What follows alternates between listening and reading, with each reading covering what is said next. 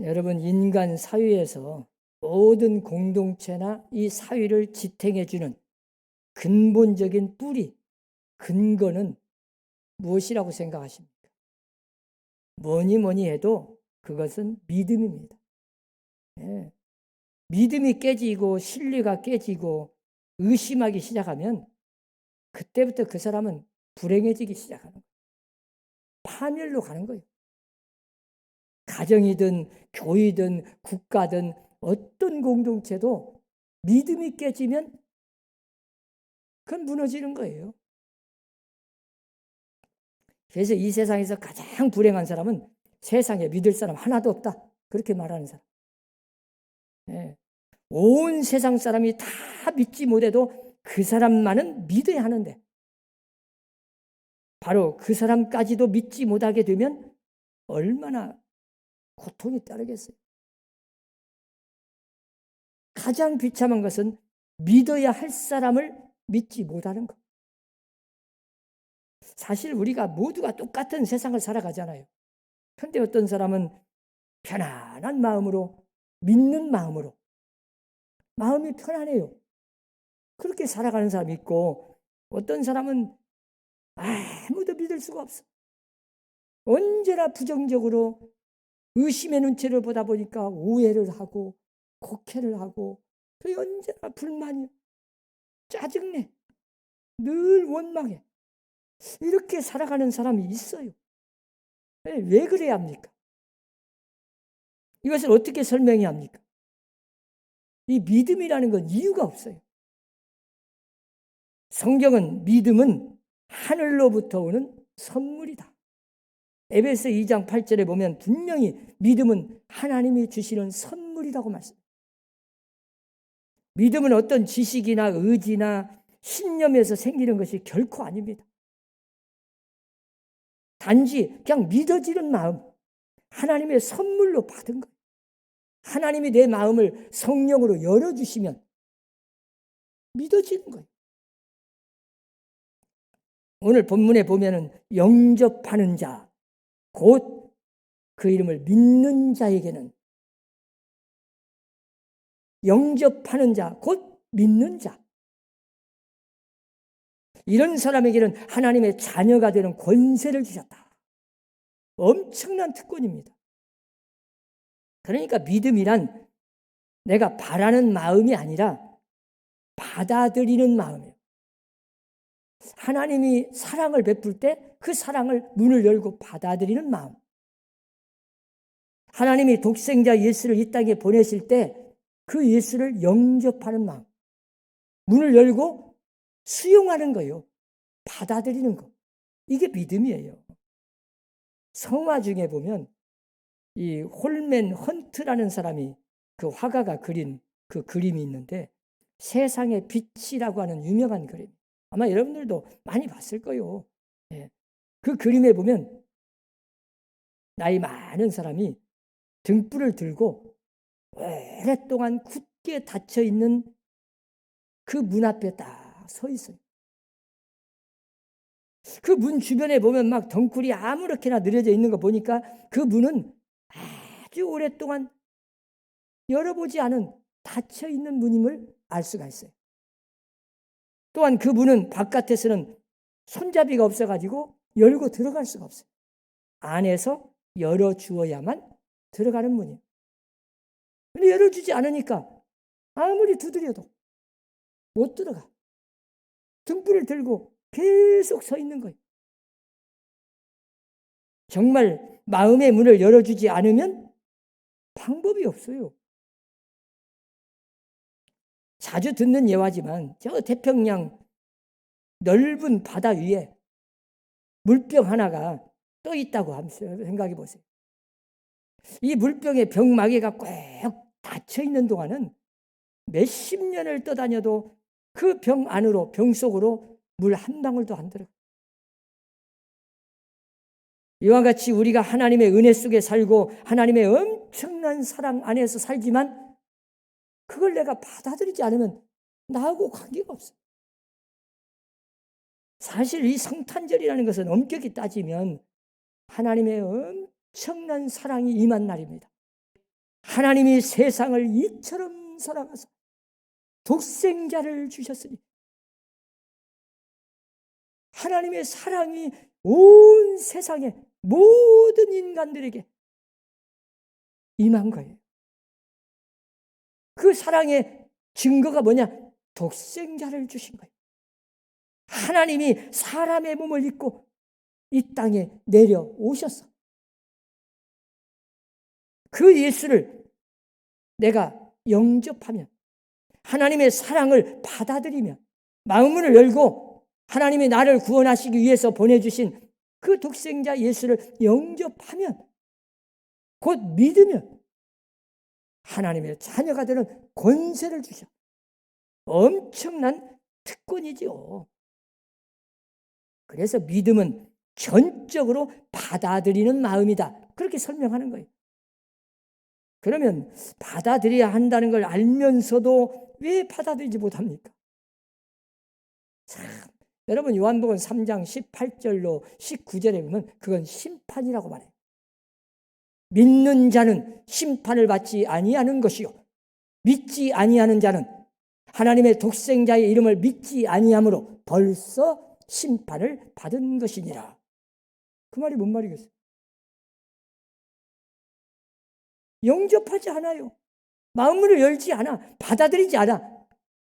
예수를 믿지 않아. 그 사람은 철저하게 이미 심판을 받은 것이라고 성경은 말해요. 그러니까 하나님 앞에 선택받은 자는 언젠가는 때가 되면 하나님의 성령에 의해서 마음문 열어주시고 그 예수를 영접하는 자다, 믿는 자다. 여러분 정말 예수를 나의 구주로 믿어지십니까? 하나님의 선물이고 엄청난 하나님의 은혜요 축복입니다. 하나님의 자녀가 되었어요. 한마디로 말하면 교만한 죄가 가득 차고 회개하지 않고 그 자기 고집, 자기 아집, 우상, 여기 철저한 그 악에 대한 심판을 내려버리면 마음이 강팍해져 가지고 굳어져 가지고 문을 열지 않아요. 이게 바로 심판을 받은 증거예요. 오늘 본문은 영접하는 것이 곧 믿음이라고 말씀하잖아요. 믿음이란 겸손한 마음과 온유한 마음으로 진리를 향해서, 그리스도를 향해서 마음을 여는 것. 내가 변화한다는 그런 이야기가 아니요. 내 지식이나 내 의지나 내 노력까지도 다 포기하고 회개하는 마음으로 두 손 들고 그냥 하나님이 보내주신 그 주님을 영접하는 거예요. 받아들이는 거예요. 그러면 이런 믿음을 소유한 자, 즉 영접하는 자에게 주어지는 특권은 뭐냐? 바로 오늘 본문에 보니까 하나님의 자녀가 되는 특권을 주시겠다고 약속을 합니다. 이건 분명히 특권이에요. 왜냐하면 내 지식이나 내가 막 공부를 많이 해가지고 어떤 막 인격적인 수양을 많이 해가지고 자격을 딱 갖춰서 그 자격을 갖춘 사람에게 자녀를 주는 게 아니라 그냥 자녀로 삼아서 그리고 훈련, 양육을 받으면서 자라는 거예요. 그 자격을 갖춰나가. 순서가 다릅니다. 일정한 자격이 있어서 그 자격에 합격해야 주어지는 그런 자녀가 아니에요. 먼저 자녀가 되고 그리고 자녀가 점점 그 자녀답게 양육을 받아가는 거예요. 우리가 자녀를 낳잖아요. 자녀를 낳으면 아직 자격이 없어요. 그래도 내 자녀요, 그게. 그런데 이제 점점 키우면서 양육하면서 자녀답게 살아가도록 훈련을 받는 거예요. 아기를 낳아가지고 공부 잘하는가, 머리가 좋은가, 돈 많이 버는가, 부모에게 효도하는가, 이런 거 다 교양을 다 측정해보고 그리고 너는 내 자녀다. 그거 안 되면 내 자녀 아니다. 그런 게 아니에요. 그냥 낳으면 자녀요, 자녀. 잘못된 길로 가도 자녀요. 실수해도 자녀요. 이제 그런 것을 하나씩 하나씩 자녀답게 살아가도록 양육을 받아가는 것뿐이에요. 그리스도를 영접하기만 하면 하나님의 자녀가 된다는 건 엄청난 축복이고 복음 중에 복음입니다. 진리요, 진리. 내가 하나님의 자녀가 되는 것은 오랜 세월이나 일정한 기간이 걸려야 되는 것이 아니라 그리스도를 영접하는 바로 그 순간 자녀가 되는 특권을 주어버려요. 누구든지 믿는 자에게 하나님의 자녀를 주시고 엄청난 축복이 임하는 거예요. 성령으로 인침을 딱 받아버려요. 믿는 순간 등록이 딱 돼. 너는 내 자녀다. 내가 너를 구속하였고 너는 내 것이다. 너는 내 자녀다. 끝나버려요. 그래서 이제는 우리가 그 자녀답게 살기 위해서 믿는 순간 그 아버지 하나님 부모님에게 효도하는 길은 옛생활, 잘못된 것, 옛 풍습 다 끊어버려야 돼.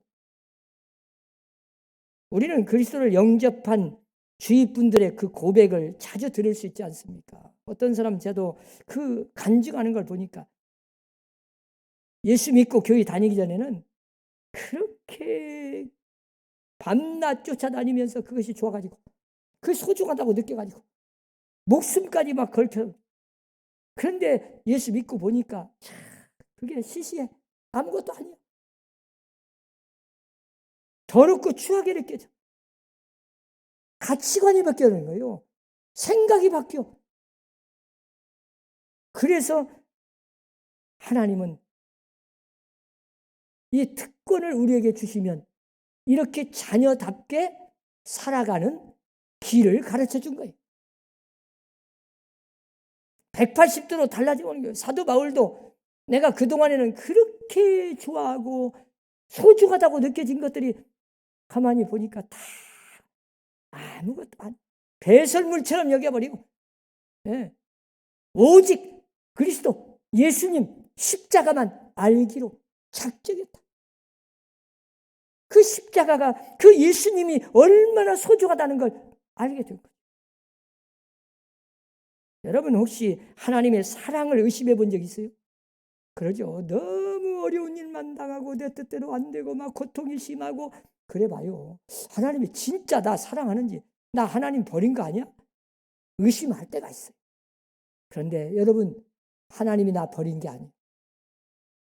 하나님은 한번 자녀를 삼으면 절대 버리는 일 없어요. 끝까지 참아주시고 기다려주시고 마지막까지 언젠가 돌아오도록 기다려주시는 분이 하나님. 그게 하나님의 사랑이고. 여러분 자식이 좀 잘못했다고 버려버립니까? 아니요. 때로는 잘못된 길을 가도 알려주고 깨닫게 하고 때로는 매를 때리는 한이 있어도 기다려주고. 그게 부모의 심정이에요. 하나님 아버지께서는 끝까지 우리를 기다려주셔. 참아주셔. 그리고 끝까지 우리를 버리지 않고 사랑하셔서 마지막 천국까지 인도하시는 분이 하나님. 그리고 자녀가 딱 되면 거기에 따르는 기업, 유산, 상속, 모든 축복의 약속들이 함께 이루어져요. 이게 바로 성경에서 약속한 엄청난 특권입니다. 이제 영접함으로 우리가 깨닫는 바가 있어요. 하나님의 자녀가 딱 되면 성령께서 나는 하나님의 자녀다. 나 같은 죄인을 하나님이 보내신 예수 그리스도 십자가를 통해서 내 죄를 다 사해 주시고 나를 구원해 주셔서 나를 복된 길로 인도하시고 나를 함께 하시고 영생으로 인도하시는 이 축복을 내가 받은, 나는 선택받고 구원받은 하나님의 자녀다 하는 그 확신을 갖고 살아가는 게 바로 성령님이 주시는 확증이 확증. 이제 우리는 하나님의 자녀가 됐어요. 어디를 가서 무엇을 하든 어떤 환난을 당해도 우리의 마음속에 나는 하나님의 자녀다. 이런 자존감, 이런 그리스도인답게 사는 그리스도인으로서의 정체의식을 확실히 갖고 사는 게 예수 믿는 사람. 그런데 대부분 사람들, 어떤 사람들은 교회를 다니면서도 조금 어려움만 당하면 하나님이 나 버렸나? 막 낙심을 하고 절망을 하고 원망을 하면서 그게 너무 믿음 부족이에요. 사랑하는 우리 사남교회 성도들은 언제나 어떤 환난이 오고 핍박이 오고 죽음 앞에서도 하나님은 나 버리지 않는다. 하나님은 나를 사랑하신다. 하나님이 나를 자녀 삼아주시고 나를 구원해 주셨다. 이 의식을 갖고 담대하게 믿음으로 승리하는 여러분들이 되시기를 바랍니다. 오늘 본문에 보세요. 말씀이 육신이 되어 우리 가운데 거하신다는 그 의미를 우리에게 성령께서 자녀가 되면 알려주셔요. 여러분, 이미 하나님이 사람의 몸을 입고 이 땅에 오신 거예요. 말씀이 육신이 되어 주셨어.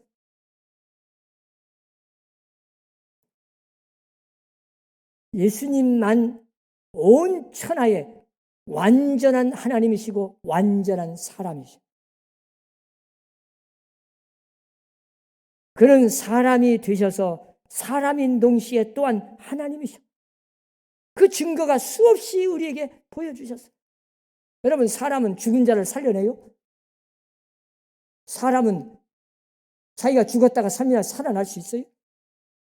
생명의 주인 되신 예수님만이 하실 수 있는 거예요. 그리고 예수님은 완전한 사람이라 십자가의 그 고통과 고난, 절규하는 모습을 보세요. 예수님도 시험을 당하시고 어려움도 당하시고 비난도 받고 억울함도 당하고 상처도 입으셨어요. 그래도 끝까지 하나님의 그 약속의 말씀을 믿고 마지막 구속 사역을 이루시고 승천하시기까지 끝까지 참아주시고 우리를 구원하기 위해서 이 땅에 내려오셔서 그 사명을 다하신 거예요. 그래서 예수님은 십자가를 지셨다고 무능해서 십자가 지신 게 아니에요. 십자가 져 주셨지. 어떤 중국 사람이 내가 왜 그리스도인이 되었는가 하는 것을 다음과 같이 표현하고 있는 걸 제가 본 적이 있어요.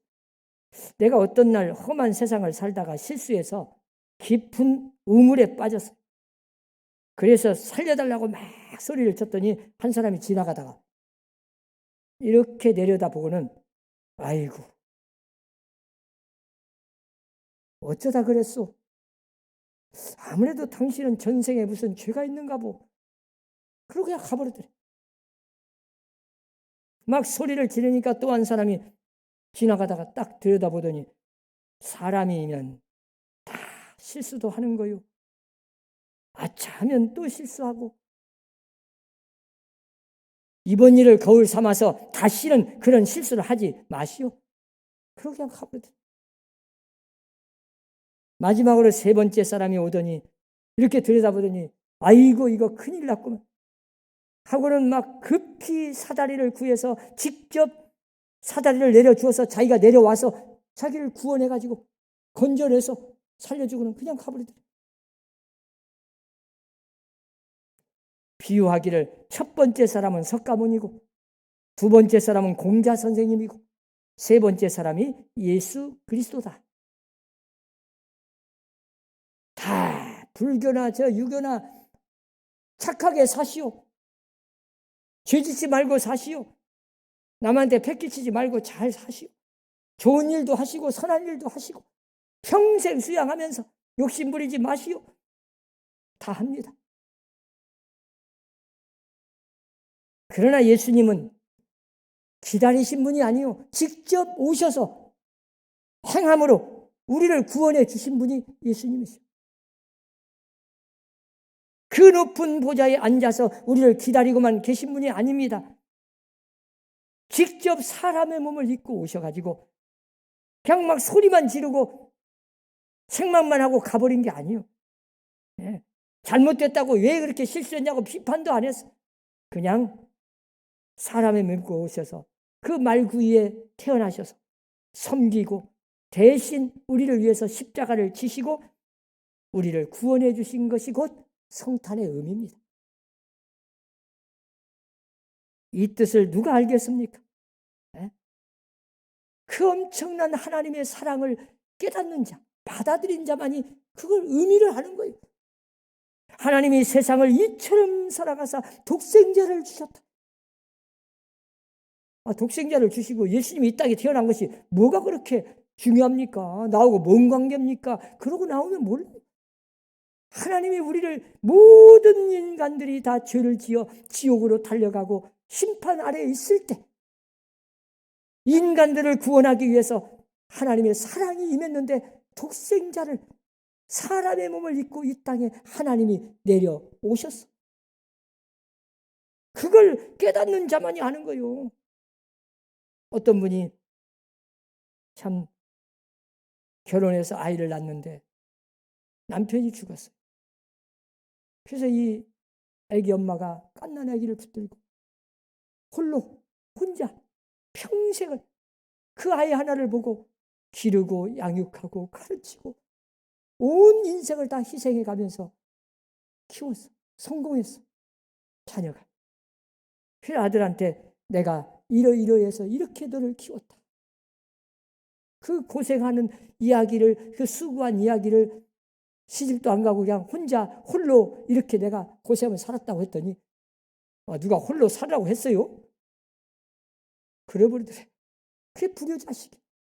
어머니의 그 고생한 거, 그 노고와 그 수고를 알지 못하면 그렇게 불효자식이 되는 거예요.